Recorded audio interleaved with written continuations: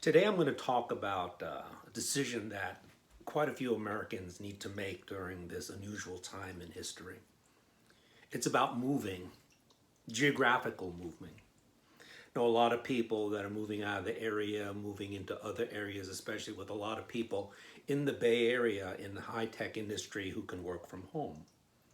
So as a believer, what are some principles we can learn from the scriptures to help us make the decision?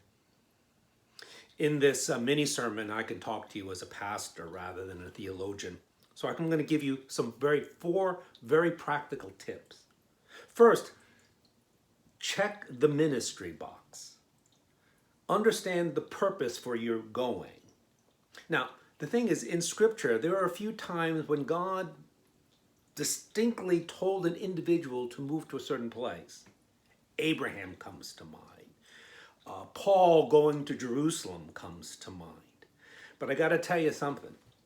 These times where God directed a person to specifically go to one region are very rare in Scripture. And if you are not driven by ministry, then I would say you have a free hand in deciding where you would want to go. But first, you have to check that box and discuss within yourself the reason for this move. The second box you have to check is the wisdom box. And we talked about this in an earlier message. Where do I want to go? Is that my desire? Is it affordable? Is there opportunity? What are the risks, reward? What are the benefits? Okay? Negatives and positive. Discuss that with your family. Assess it within yourself. And whatever is best for you, make that as your first plan. But remember, don't always count on that first plan coming to fruition. For one passage I've been referring to often is Proverbs chapter 19, verse 21, and I'm going to repeat it again. Many are the plans in the mind of a man, but it is the purpose of the Lord that will stand.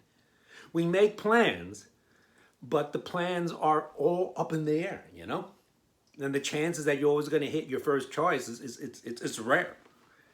We're going to be able to need many plans. And thing is, you don't put your hope on your plan. You put your hope on God. The third principle I'd like to share is the greed principle. Why are you moving? Here's a passage in the book of Luke, chapter 12, verse 13, someone in the crowd said to him, "Teacher, tell my brother to divide the inheritance with me." But he said to him, that's Jesus, "Man, who made me a judge or arbitrator over you?" And he said to them, "Take care and be on your guard against all covetousness, for one's life does not consist in the abundance of his possessions." Here's a very interesting thing. In the scripture, there are very wealthy people who were believers of God, believers in God. Job comes to mind, and he was one of the most righteous men. You see, what God was in his life is that he enjoyed what was in his possession, but he did not put hope in it, and he was a very generous man, and he was a very righteous man.